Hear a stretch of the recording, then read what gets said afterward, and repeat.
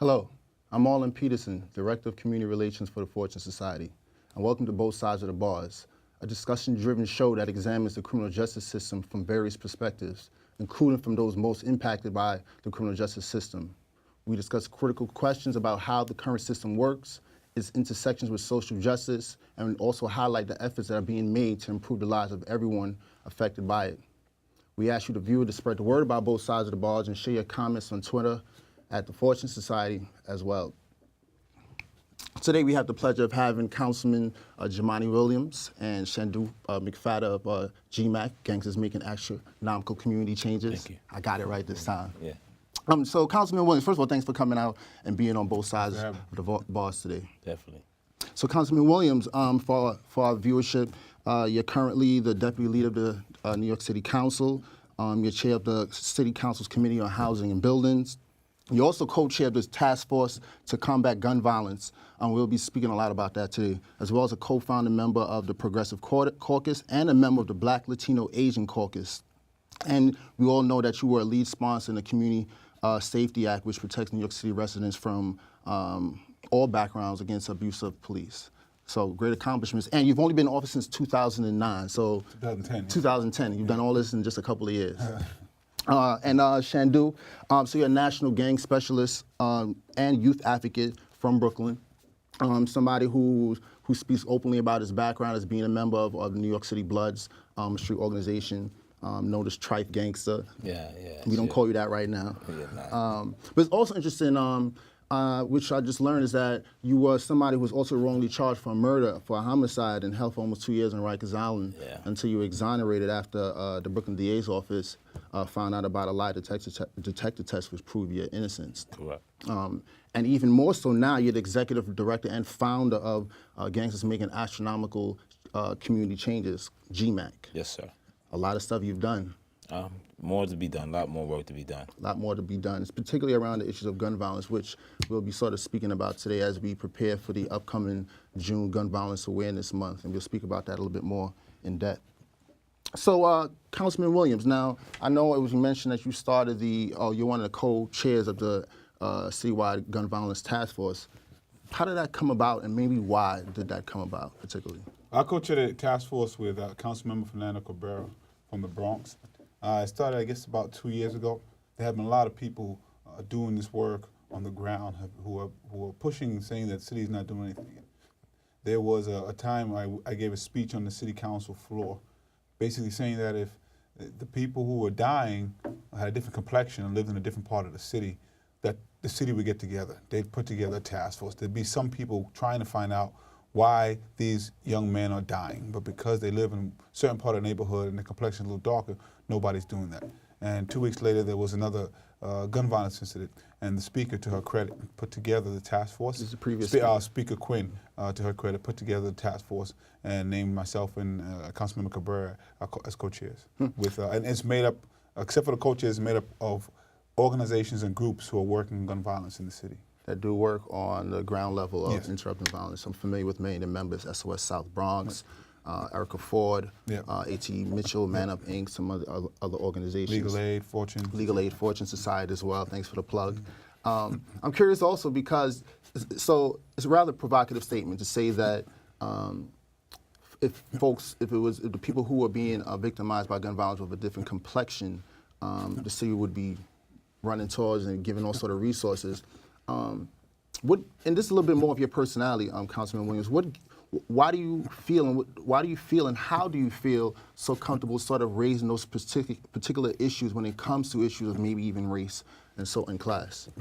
I just try to be comfortable with telling the truth. And so the truth of the matter is, if you look at history and how violence was treated, depending on who was committed, if you look at now and see how people respond to violence, same kind of violence, different complexions, the response is different, just night and day. And when there are other areas that do have different complexions, whether it's abuse of drugs or things of that nature, people get together and they say, well, we got to fix this. So I know if people were just dropping and dying, getting shot to death, and that they weren't black and brown young people, that everybody would come together and say, well, we got to figure out what's going on. But because this is happening in communities that people generally say, well, this is what they do, this is the other, this is what is supposed to happen, and accustomed to it. A whole bunch of crazy stuff.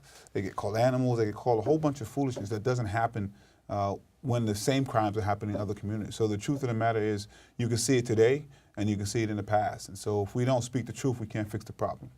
Which leads me to you, Shanduk. Now, you are somebody who, as I mentioned, is open about his involvement or past involvement with Bloods, and who in many cases synonymous to whether it's a truth or not, right? Or exacerbated through media as being something that has been responsible, and organizations have been responsible for a lot of the violence in our communities, particularly in the boroughs of New York City. So how did you sort of make this sort of weave from being that person who had that sort of stereotype and to what you're doing now with GMAG? Well, it stems from the main reason why I did it in the first place. There's a lot of misinformation as to why our communities involve themselves in gangs, cliques, crews, or whatever. And when I did it, excuse me, it had a lot to do with the oppression that I saw while inside of Rikers Island. You know, my first time incarcerated was in 1994 at the age of 16. And you had a lot of different gangs there oppressing a lot of those same blacks and browns, and not even just the gangs, but the police department, the correctional officers in itself were the most violent. They did the most oppression than anybody. And it directed me towards that. Well, I was actually approached about it, but it had a concept that made sense to me, you know, about protecting the community. As the years progressed, that concept was lost. You know, I became one of those who got lost in that same concept and became that same group of very extremely violent young men. And as I got older and started paying attention and seeing the effects that it was having on the community, and knowing that if I say I'm part of something that represents one thing but didn't change its ways of representation, this has to be something different. There has to be something done to fix that. And it coincides with what he says, you know, seeing our community and saying, okay, this is not a norm. This is not something that we should accept as this is what happens. This is just how we live. It shouldn't be. And there are many communities that surrounds our direct impacted communities that don't have to feel the same pain that we feel. So, you know, it's being that person who experienced it and said, okay, there are ways to make something different happen in our communities. So it's time for me to be that change that I'm speaking about as well. You know, as you know, both sides of the bars, we always try to sort of give like different perspectives of the criminal justice system. In many cases, most of the folks who have been involved with it are stigmatized while incarcerated and obviously after incarceration, which sort of goes along with folks who have been involved with gangs. And you're sort of, would you say you're trying to give a different perspective on folks who are involved with these street organizations, or you're trying to sort of shift the thinking and behaviors of folks who are within these same street organizations? I would say both. I would say because you can't target something so big and extreme in one way. You know, you have those who are afraid to deal with the gangs or the crews, and these are their children. You know, so if they get a better understanding of that and say, okay, why am I afraid of them? Why are they doing this? Then it helps them work better to address these issues. And at the same time, those are involved. There are some that you won't get to stop doing something that they feel is all they have, right? So one of the things that we don't do is we don't go out there and advocate. You know, I was recently quoted as being anti-gang, right? And I said I'm not anti-gang. I speak the facts. Don't give me a title that I'm not. You know, anti is I'm against something. I'm not against my young brothers and sisters, my young black and Latinos, because this is the predominant neighborhoods that we deal with. So we try to help them understand that if this is something that you chose to do because you may be missing that father who's incarcerated or who was a victim to a homicide, because we don't count the numbers of people that's affected by one gunshot. Now, a father dies, a father goes to jail, a child loses a father. So this is a constant effect that's happening in our community. So we want to address that and help them understand that the person that you're looking at may be your own family member that you're quick to look at as an enemy. So change the direction of what you feel is your goals and coming out here and killing your own people. Wow, that's amazing, Shanduk. And I'm also, you're from Brooklyn. You reside in the same district as Councilman Williams, am I correct? Or well, actually, I'm Brooklyn, but but what happens, it's. Because I'm sort of interested in like how does somebody who's not only formerly incarcerated, but also who involved with gang life at some point somehow knows a council member, and how does that work? Because usually people don't make that connection, and particularly for doing work that is sort of to uplift the community. Well, There's a big divide between our community organizations, our communities, and our elected officials, because of a lack thereof trust and belief in their systems or their goals and their agendas. And in the work that I do, that I bring my past out, I have to be real about the things that I've come from, the things that I do. So I have to align myself with the same type of people who I can see. It's not hard to look at a person or listen to a person or watch a person's work and determine if they're genuine in their job and in their goals and their agenda. And, from the first time I had the opportunity to sit down with Jumani, and therefore pay attention, I realized that this is somebody who was just not out here saying, okay, I want this position, I want this job, and I'm going to do this. He's actually done that, being out in the streets together, seeing him speak, seeing him do the things that he needs to do. So things like that, you just can't, stop it from happening. Right. I mean, I don't think when somebody looks at me, they think council member right off the top of their head. No. So, I've grown up in Brooklyn. I've been a young black man in Brooklyn, grew up in New York City, in Brooklyn my entire life. And just knowing people and seeing people, I understand the decisions and why people make decisions that they make. And I think anybody given certain circumstances would make the same set of decisions. So my job is to try to help people make better decisions and help them realize they don't have to take certain paths.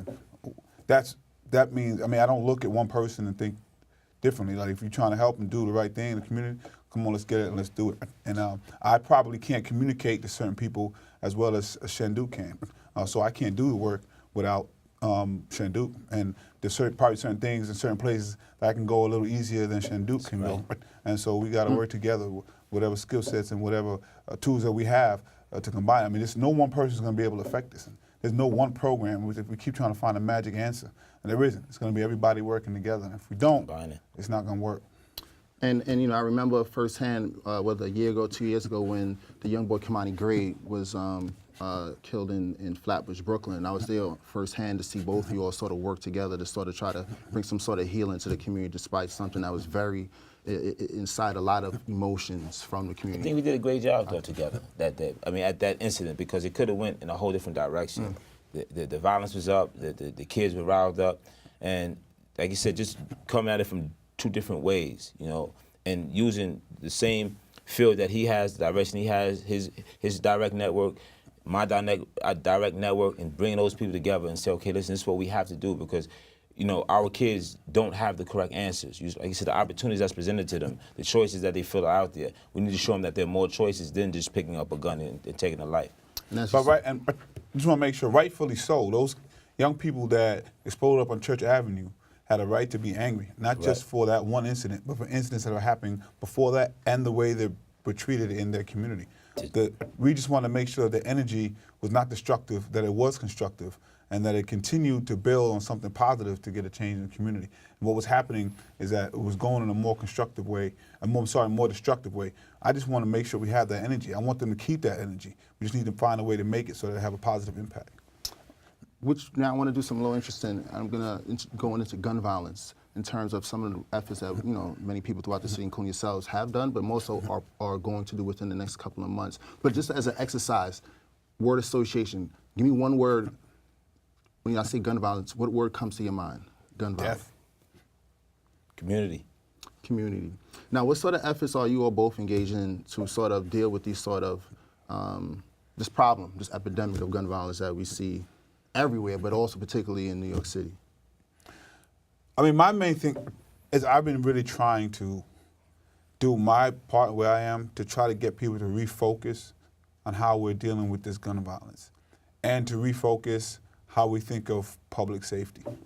Unfortunately, most time we think public safety, the only thing we think of are police and the police department, which I believe risk their life every single day to keep us safe. I believe they are community partners, but they can't be their only community partner. They're in charge of law enforcement. We want to talk about public safety, we want to talk about gun violence. All the agencies have to be involved. So when there's gun violence in the community, why is it just the NYPD that goes? Where's the Department of Mental Health? Where is the Division of Youth and Community Development? Where is the human resources and the jobs that go to the community? It can't be just one agency that responds and the only place that we can get resources for. So I've been trying to do whatever I can to try to change that dynamic. And also just letting people understand that if it's good for one community, it's good for another. So mental health piece has been something that many people working on this issue have said for many years. There are young people dealing with cycles of poverty, cycles of unemployment, cycles of things that happen in the community and may have mental health issues that we know of. And everybody says, well, you just don't want to take personal responsibility. But I've seen somebody shoot a congressperson. I've seen somebody shoot up a movie theater. My God, they shot up at elementary school. The only thing I heard people talk about was their mental health status. I didn't hear them call them an animal. I didn't hear them call them out of their name. They talked about the mental health status. And in addition, Dr. Mohammed actually from Shanduk had great work on this part of it. The violence that's there is actually not new. The complexion of who's committing the violence is new. And so if you look at, you saw gangs in New York, Leonardo DiCaprio, they were shooting each other, they were shooting the police. The social elite at that time said they need social mobility, they need jobs, they need education. So they gave them jobs, they gave them education. But when the complexion of who's committing the violence changed, they say, oh, they're victims of their own self-destruction. And if they sent anything, they only sent the police. So I want to change that dynamic and let people understand. And then the final piece is we have to continue to make sure our young people know the history. And I say that because the way this society was designed, there's no coincidence, in my viewpoint, that the people who are enslaved are the people who are catching the most problems now. We can't pretend like there's just a coincidence there. So the young people need to understand that their community was actually set up for that. Like there were laws set up to black and brown people would be the worst people at the bottom. And so it's happening the way it was set up for, and we have to make sure they understand it. But they have to understand that they don't have to choose that path that was made for them. But if you don't put it in context, then they think something's wrong with them in the community, when in fact, they're just behaving like any human being would behave given the same set of circumstances. What you've given, Councilman Williams, is like a real in-depth analysis of like the trauma of that's the underlying causes of gun violence, right? I think, and that's amazing. There's not enough analysis given to that. There's usually just the end result. Somebody's killed, put him or her in jail. They shouldn't have done this. These animals need to go away. But this sort of in-depth analysis, Shanduk particularly, how do you see that we can sort of translate that sort of in-depth analysis of like why folks may feel more open to engaging in gun violence? How do we sort of translate that sort of same conversation, but to folks on the street level, on the ground level, who may not have the time to, who may have had the opportunity to analyze all these sort of historical issues that contribute to why they're where they're at right now? That's where our grassroots organizations come in at. That's where we come in the work that we do. They're looking for the cure, right, to gun violence. And I tend to try to redirect when people state that they're doing initiatives or this or that, or this event is function to end gun violence. And I say, you're talking about something from a long way away. You're talking about ending gun violence when we got to first minimize the gun violence, okay? You ain't gonna end something that's that quickly if you can't even find a way to minimize it. And it starts with the community. It starts with, for an example, myself, right? You can't tell, people continue to say there's no change. It's not gonna change, that people don't believe in us, don't believe in that possibility. When I look at Nelson Mandela's, when I look at Malcolm X's and see those changes, I replicate that in myself as far as knowing how it was easy for me to pick up that weapon and be the shooter as to be the person who says, okay, it's no longer gangster to take a life, it's more gangster to save a life. Because this is what our communities are taught now, that you become that person, you get that reputation, you get that respect by being a person who takes that life. Now, when you look at what's happening and you look at how easily someone can take a life, we're talking about shooting up kids in Sandy Hook, is that still something that you consider gangster or get, props and recognition for? So now that we realize that anybody can do that, who going to be the ones that's going to stand up and say, okay, now I'm going to prevent that from happening? So inside of the community, the main thing that we have to do is listen to the things that he's saying and replicate that through our actions daily to get them to understand that. Because if a child is 5 years old and his family is showing them these same things, it's all over our TV, it's all over our news. I say it all the time. You hear me say that repetitively, that this is something when you look at the mental aspect of it. As a child, if this is all I see, by the time I'm 10, 12, 15, 16, you cannot tell me that this is unacceptable, because this is what society taught me is my way of living, especially when there's no other opportunities for me. But the community has to do their part also. So we have to understand the historic reference, but there could be 1,000 guns in the street. We don't have to pick them up. Correct. There could be 1,000 guns, and we can start helping young people understand that they have a different path to go.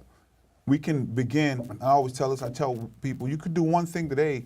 You could say, there's a group of people, young people, that you walk by every single day. You don't say good morning, you don't say good afternoon, you don't say good evening. How about you start by just engaging those young people? Because if they feel invisible, they're gonna act invisible. And you'd be surprised how you just start engaging them after 2 or 3 days, you might have a conversation.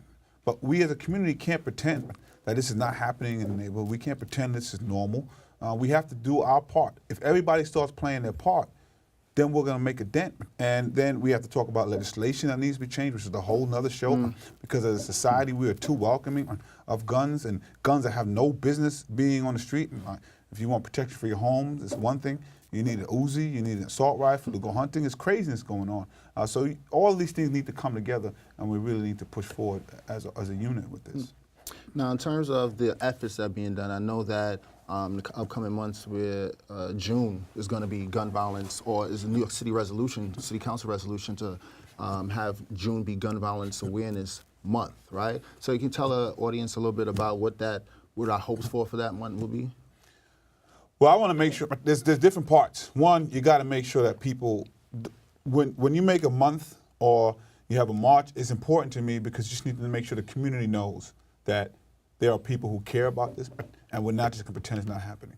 But it has to be attached to actionable items, or else it's not going to have any effect. So what I'm hoping for out of that month is that we have the events that raise the awareness, but we also get the resources. We also get the funding that needs to go to the communities that are actually doing this stuff on the ground level. That we actually get support for legislation that will change some of the gun laws that are going on. And if we just go out of the month without actionable items, I don't think that we would have had the benefit that we want. But my hope is that we'll attach that month to those actionable items, and in that month we'll raise awareness and get those actionable items supported going forward. Yeah, looking for all our community partners to step up, bringing attention to the work that they're already doing. But the biggest thing when this Gun Violence Awareness Month is awareness and accountability. Okay, and I say all the time, when it comes to a situation like breast cancer awareness, right? The world is surrounded with pink, right? And it's important to everyone during that time. This is just as important to us. When it's Breast Cancer Awareness Month, I'll make sure I get something pink to support that breast cancer awareness. You see your basketball players, you see your big corporate companies stepping up to do that. And this is the support that we want from the same levels that other months get, other awareness issues get, because this is affecting our kids. And our kids are dying daily. You know, it's not a longevity situation. It's a daily situation where every day we getting phone calls of kids dying. So we want to also bring those organizations that's out there that's not getting the support that they need during this month, so that June comes in when our kids are out of school and there's no programs for them. This is when the shooting goes up. So we want to first educate them even more than they've already been educated. We want to prepare them for a way to talk themselves out of a situation, or talk a friend or someone that they know out of shooting somebody, or having an outlet at which to reach. It's sort of a preparation. So if we're looking at June coming in and we're saying, okay, we want to prep these kids. So what we're going to do is we want something for the whole month of June. I don't care what borough, what city, as far as we can reach, that they can go on a computer, they can go make a phone call and find something during that whole month of June that identifies with some type of gun violence awareness. But integral to that, we have to make sure that gun violence is viewed as the public health crisis that it is. We have to address it as a public health crisis, and we have to understand that it is a public health crisis so that the proper agencies can get involved.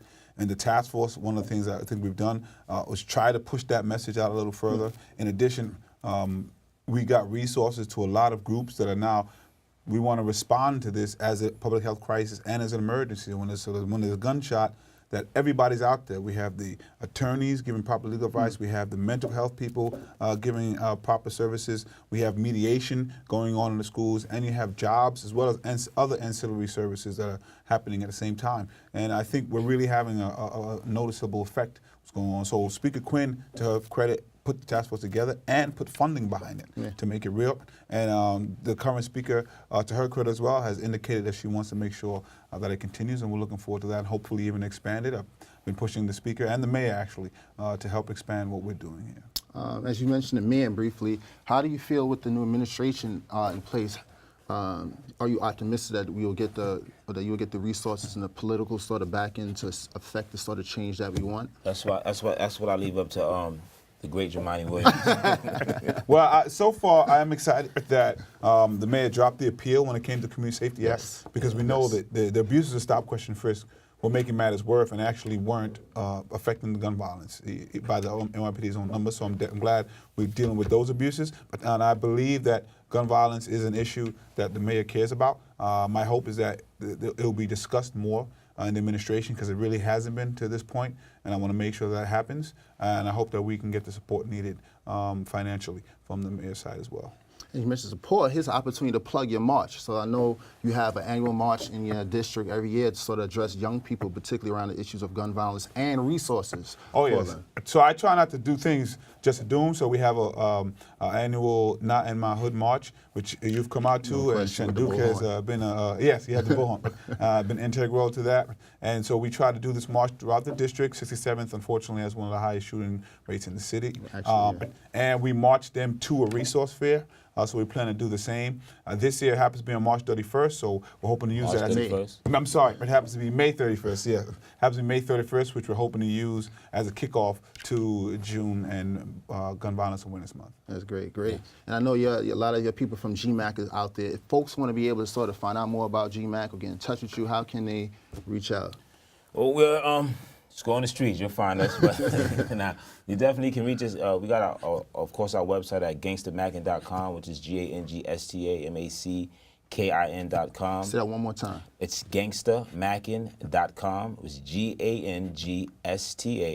GANGSTAMACKIN.com, or at my first name, Shanduk, at gangstermackin.com is my Gmail. Okay, so you can contact, send emails. You should probably spell your name. Oh, Oh, yeah, it's going to be up on It's gonna be uploaded. It's up there, you know, It'll be but I uploaded. do it. But we also got gangstermackin@gmail.com is also one of our main emails. So we get a lot of calls.